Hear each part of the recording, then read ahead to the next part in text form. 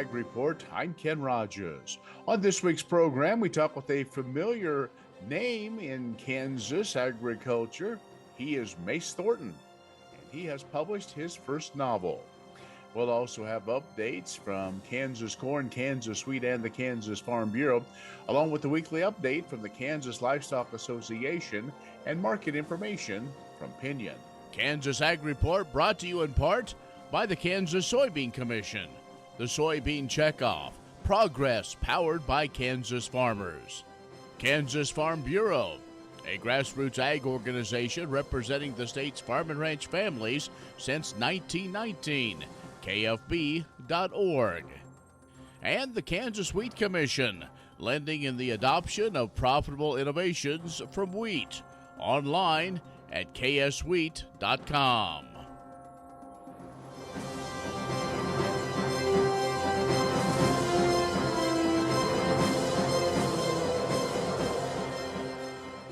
And agriculture information, farm and ranch production expenditures in Kansas totaled $24.2 billion in 23. That's up 2% from a year earlier, according to the National Ag Statistics Service. Livestock expenses, the largest expenditure category, $9.19 billion. That increased 33% from 2022. Feed is the second one, $3.47 billion. It decreased by 28% from 2022. And farm services, the third expense category at $2 billion, an increase of 21%. Livestock expenses, 38% of Kansas total farm expenditures. Feed, 14%. Farm services, 8%. Fertilizer, lime, and soil conditioners, 7%. Well, the U.S. has numerous beef cow farms that raise beef calves, at least through weaning. USDA data, though, says that while there are a large number of farms, most are relatively small. Data from the 2022 Census of Agriculture indicated that 55% of America's farms with beef cattle had fewer than 20 beef cows December 1st of 2003, while less than 1% of 1,000 or more. Farmers with fewer than 20 beef cows held 9% of the national inventory of cows, and those with 1,000 cows held 10% of the inventory. Now, farms with 290 to 999 cows held 35% of the inventory, with 29.2 million beef cows on 622,000 farms December 31st of 2022. The average beef farm, 47 cows. The cow-calf segment of the U.S. is diverse. Farms are located in every state. And as commodity prices have continued to drop, many producers face economic losses with less balance sheet resiliency. Economists at the Ag Economic Insight say recent loan data revealed that farmers utilized more non-real estate debt in early this year in the first quarter, and total non-real estate debt was 14% higher than that of 2023. AEI said non-real estate loans increased at the fastest rate in 5 decades. The last time non-farm real estate debt jumped so quickly was the late 70s. But while the 15% increase is rare, an increase of 10%, which is also large, have occurred quite frequently. With margins being squeezed, producers are utilizing more non-real estate debt, especially on operating loans. AEI says while the upturn is noteworthy, the rise hasn't pushed overall debt to record levels. Non-real estate debt trended lower between 2019 and 2023, and higher debt levels will contribute to higher interest rates. Check the news. We'll be back with more in just a moment here on the Kansas Ag Report. The Kansas Ag Report brought to you in part by Kansas Grain Sorghum. Growers working together. Learn more at ksgrainsorghum.org. Grass and Grain, online or in the mail, keeping Kansas farmers informed for over 60 years. grassandgrain.com.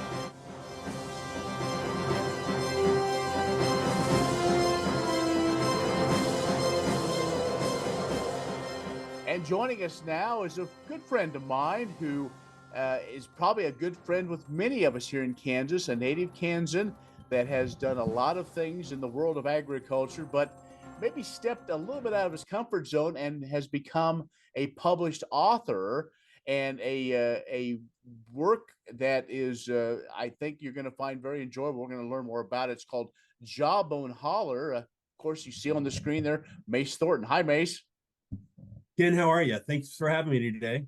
Doing quite well, and just we've been trying to make the connection and make this thing work with our schedules, and so we want to make sure while this book is still really hot off the press, before we get into the book itself, let's just talk about, you've been a speechwriter, you've done a lot of things in journalism. You worked for the American Farm Bureau, Kansas Farm Bureau, of course, and in the soybean industry, done a lot of things to help tell the story of agriculture.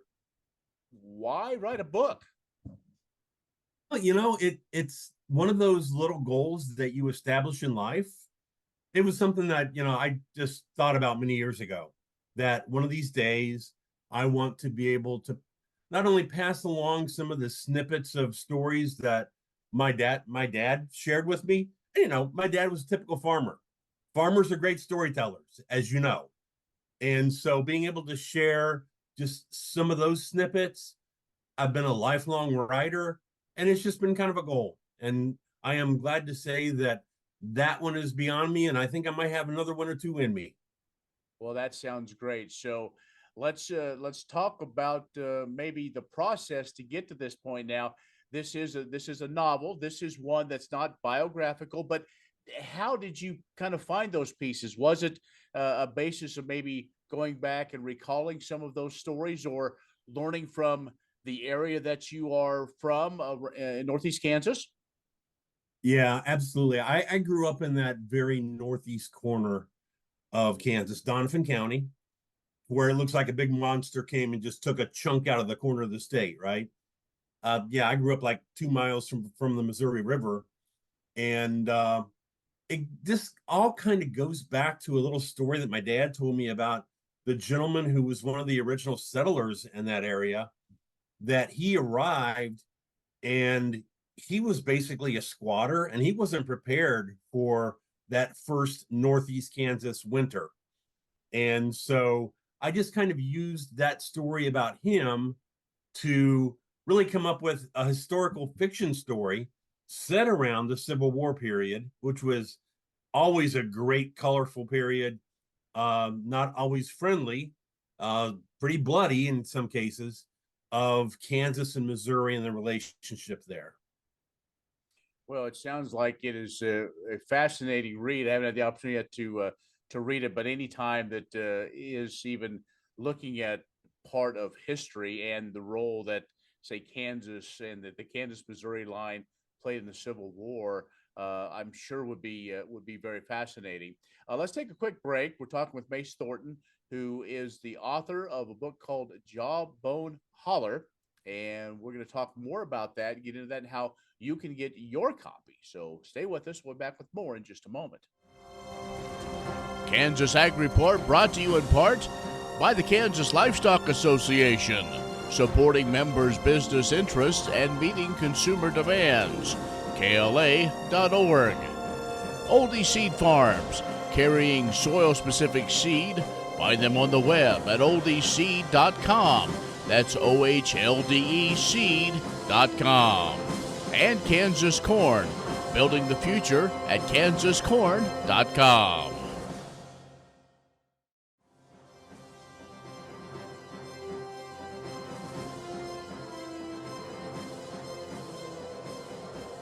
And our guest this week is Mace Thornton, who is originally from Northeast Kansas and is a published author. The novel is called Jawbone Holler. It is now out and available, and we'll tell you here in just a few moments how you can order your copy.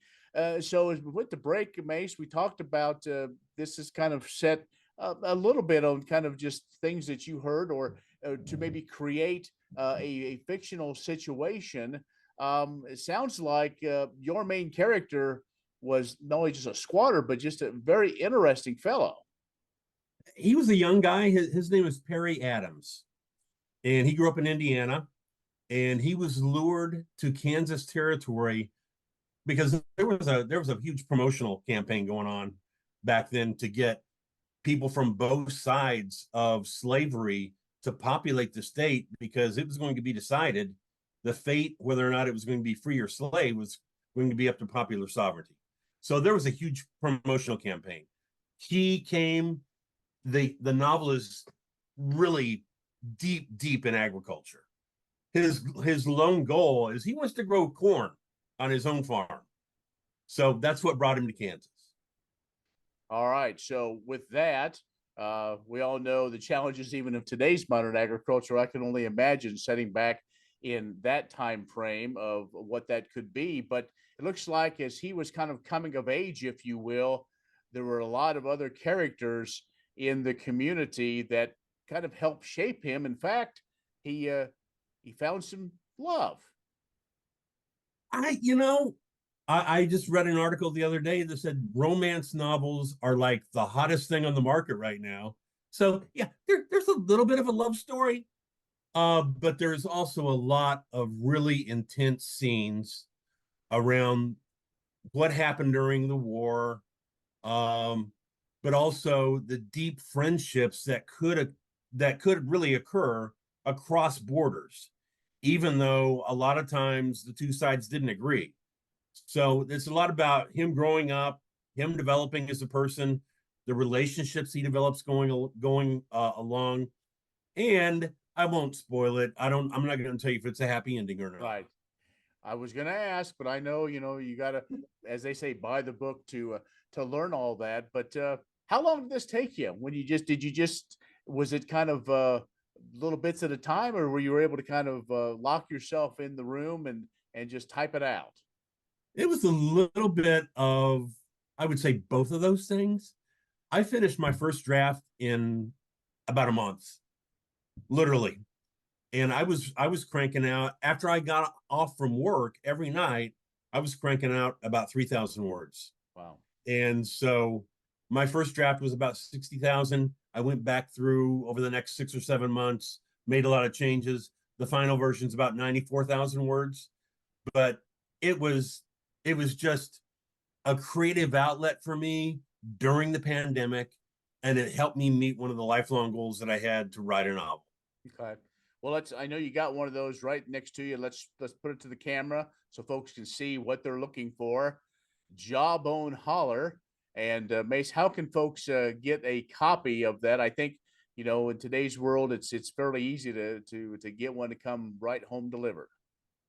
Absolutely. The novel is available at Amazon. It's available at barnesandnoble.com. It is also, in addition to being available paperback, it's available as Kindle. And if folks want to learn more about the book, they can visit my website, which is macethornton.com. And so you said that you may have one or two possibly in there. Would this be a continuation of this series, or maybe something completely different, but still kind of based on the knowledge base that you have?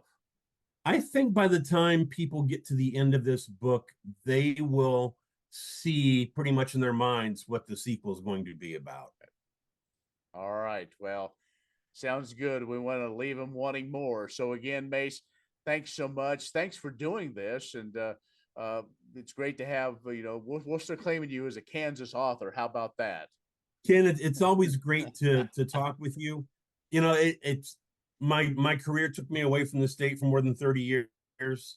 At least I'm a little bit closer now in the St. Louis area. So, but I will always be a Kansan, my friend. Very good. Thanks so much. Jawbone Holler is the name of the book. Mace Thornton is the author. So we appreciate him joining us. We're going to take a break, and we'll have more coming up in just a moment. Many seed companies claim to offer the latest genetics, but how many have tested those genetics in soils just like yours? The Oldie Seed Know to Grow Research Program has fully tested the latest seed genetics in soils that are right in your neighborhood. The Oldie Seed Know to Grow program can recommend the best performing hybrids from technologies like Enlist, Extend, and Liberty Link that will optimize the yield and profit of every acre on your farm. Contact Oldie Seed today. What does a brighter, more sustainable future look like in our cities and towns, and how do we get there? When New York needed an alternative fuel source to reduce carbon emissions, the city found what it needed in biodiesel made from U.S. soybean oil.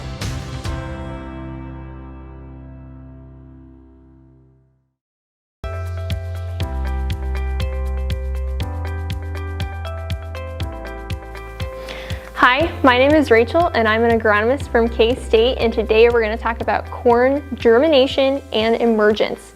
So I don't know if you have a favorite recipe, but there's certain ingredients that you have to make your favorite recipe. I really like chocolate chip cookies, and I have to have all the right things to make my chocolate chip cookies.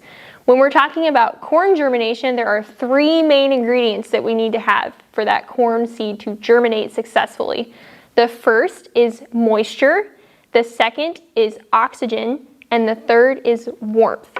So if we're thinking about moisture, the first step of the germination process is water going into the seed. It's a process called imbibing. The corn is imbibing the water, and it has to take in 30% of its weight in water. And if you were to compare that to humans, if you weigh 100 pounds, that would be like you drinking 3.5 gallons of water. So it takes in a lot of water to start that process. When that water comes into the seed, that starts all the chemical reactions that are happening inside that seed for the germination process to work. And in order for those chemical reactions to happen, oxygen has to be present so that the corn seed can respire. That's the process of those chemical reactions happening. If we have oxygen, we have water, but there's a really important ingredient we haven't talked about yet, and that's warmth. So corn has a base temperature of 50 degrees Fahrenheit, which means that it needs to be at least 50 degrees for that corn plant to grow and develop. So that's the same for a corn seed too. If you put a corn seed in the soil and the soil temperature is not 50 degrees, your corn plant will not be able to germinate. It could actually rot in the soil if it doesn't have the warmth it needs to really get going. And germination, when we're talking about soil temperature, is really important for farmers because you want to make sure that your soil temperature is evenly, consistently between 50 and 55 degrees before you put your corn seeds in the ground to make sure that they all come up at the same time. So we talked about germination, which is the process of the embryo exiting the seed. So the radicle is the first part that comes out of the seed and it grows down and becomes the root. The coleoptile grows out of the embryo side of the seed and grows up, and that's the first thing we see. Emergence is the process of that plant coming up above the ground where we can see it. So germination is the embryo exiting the seed, and emergence would be when that plant comes above the ground where we can see it. And those are the 2 steps of germination and emergence for corn.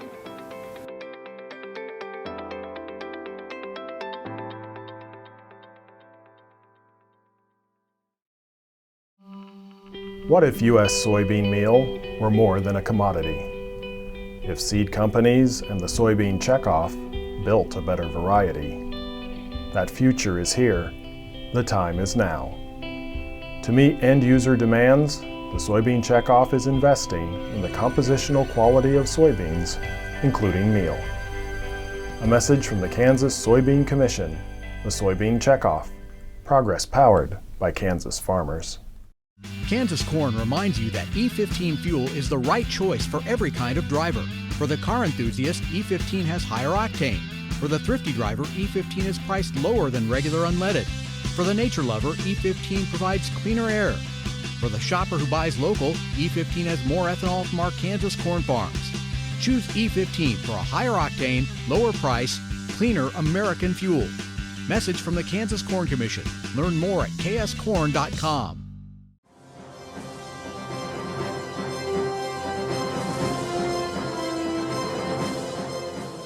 Take a break from the Kansas heat and join Kansas Sweet at High Plain Journal's Sorghum U Wheat U event on Tuesday, August 13th at the Doubletree by Hilton in Wichita. Kansas Sweet looks forward to Sorghum U Wheat U each year as an educational event designed to help producers make their operations more efficient, effective, and profitable, said Kansas Sweet CEO Justin Gilpin. Through breakout sessions and producer panels, the event addresses current challenges and trends in technology, management practices, and marketing. All attendees will head home with additional information they can immediately put into practice. The free one-day event starts with breakfast sandwiches, coffee, and a producer panel discussion featuring sorghum and wheat producers, including Kansas Association of Wheat Growers Vice President Chris Tanner from Norton. Breakout sessions throughout the day will provide additional opportunities for producers to hear. Kansas Wheat and Kansas Grain Sorghum will also provide updates on the top issues each commodity is working to address at the regional, state, and national levels. View the full agenda for Sorghum U Wheat U and pre-register to reserve a free lunch at hpj.com/SUWU. Continuing education credits are also available for certified crop advisors. Green sorghum is one of the most important cereal crops worldwide, and Kansas leads the nation in its production.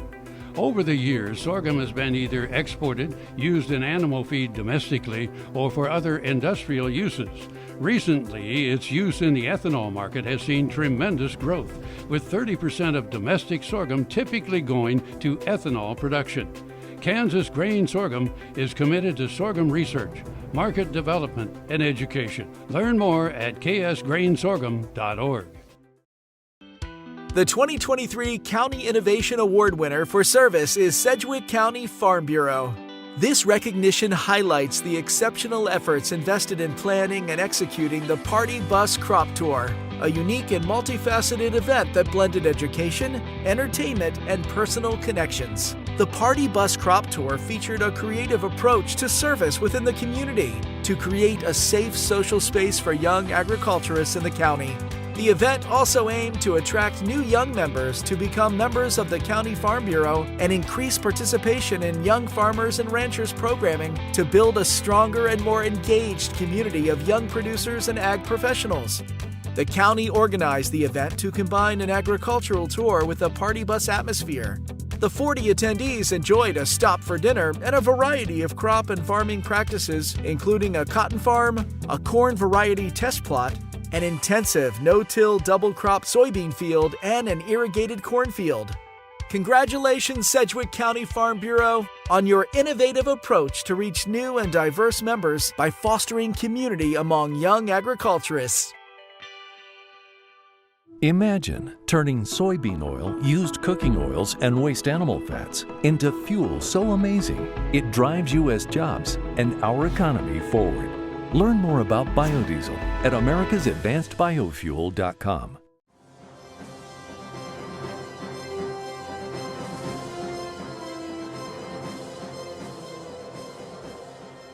The Sand County Foundation, in partnership with Ranchland Trust of Kansas and the Kansas Association of Conservation Districts, has announced 3 finalists for the Kansas Leopold Conservation Award.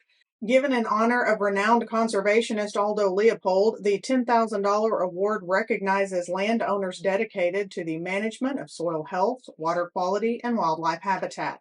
This year's finalists are Barbie Ranch of Protection, Janus Farms near Cherryville, and Glenn and Barbara Walker of Brookville.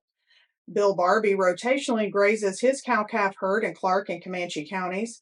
His year-round grazing system, supported by a solar-powered pipeline watering system, increased the carrying capacity and stocking rate by 40%.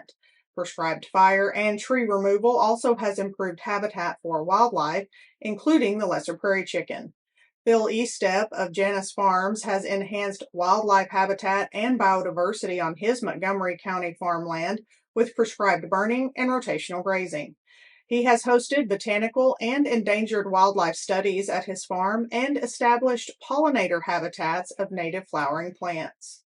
The Walkers are improving soil health, wildlife habitat, and water distribution on their properties in Ellsworth, Lincoln, Rice, Russell, and Saline counties.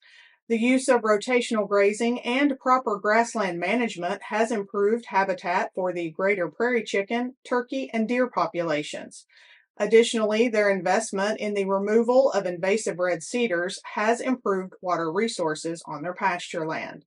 The 2024 Kansas Leopold Conservation Award will be presented in November at the Kansas Association of Conservation Districts Convention in Wichita. The Kansas Wheat Innovation Center in Manhattan is rediscovering ways to get improved varieties and new genetics in the hands of farmers faster. Grower-led and checkoff-funded research initiatives are bringing about positive change. This grassroots leadership provides a strong voice in Topeka and Washington, D.C. Now is the time to partner with Kansas Wheat in moving wheat forward. Kansas Wheat Commission and Kansas Association of Wheat Growers. Farmers investing in their future and yours. Log on to rediscoverwheat.org.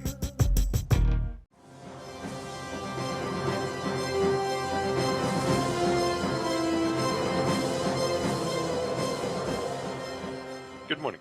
This is Jacob Herzog with Pinion Risk Management. Last week's supply and demand report is out of the way, without major damage to the markets.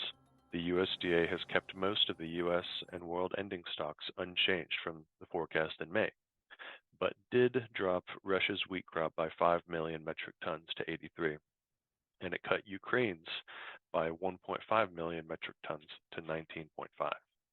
Now, outside of last week's USDA report, old crop values have been gaining slightly on new crop. Demand for U.S. old crop corn continues to rise and to be competitive. And with Brazil's bean supplies tight, we actually see bean exports from the Pacific Northwest are cheaper for China than importing them from South America. Now in Washington, the Fed has kept rates unchanged, with a forecasted cut sometime this year and potentially 4 in 2025. Now with all this behind us, the trade looks to the extended weather forecast in the June 28th USDA report. I believe most in the trade are expecting to see a slight decrease in corn and an increase in bean acres. But again, if that is the expectation, the trade will need to see an upset for a major price swing. Of course, weather is basically going to trump almost everything, as it usually does. Current forecasts out east call for much above average temperatures and more or less about on average precipitation. Now, it feels like it will come down to the forecast either adding to or taking out of forecasted rainfall. More rain, less heat, markets will likely fall. Less rain, more heat, they will likely rally. I know it's obvious, and we all basically know how it works every June, July, August weather markets. Caution is advised for the next couple months on the marketing side. If you would like to talk to somebody about a plan, you can reach us at 888-452-8751. I'm Jacob Herzog with Pinion Risk Management. Many seed companies claim to offer the latest genetics, but how many have tested those genetics in soils just like yours? The Oldie Seed Know to Grow research program has fully tested the latest seed genetics in soils that are right in your neighborhood. The Oldie Seed Know to Grow program can recommend the best performing hybrids from technologies like Enlist, Extend, and LibertyLink that will optimize the yield and profit of every acre on your farm. Contact Oldie Seed today. That's our show this week. You can be social with us at KansasAgReport.net or our social media channels. I'm Ken Rogers. Thanks for watching. We'll see you next week on the Kansas Ag Report. Next time you see a beautiful field of corn, reach out and thank the farmers who work tirelessly to raise corn for livestock feed, renewable fuels, and exports to feed a growing world population. The farmers on the Kansas Corn Commission work for Kansas Corn with grower-funded checkoff dollars that support foreign and domestic market development, research, promotion, and education to expand opportunities for Kansas farmers. To learn more, visit kscorn.com. The Kansas Wheat Innovation Center in Manhattan is rediscovering ways to get improved varieties and new genetics in the hands of farmers faster. Grower-led and checkoff-funded research initiatives are bringing about positive change. This grassroots leadership provides a strong voice in Topeka and Washington, D.C. Now is the time to partner with Kansas Wheat in moving wheat forward. Kansas Wheat Commission and Kansas Association of Wheat Growers. Farmers investing in their future and yours. Log on to rediscoverwheat.org.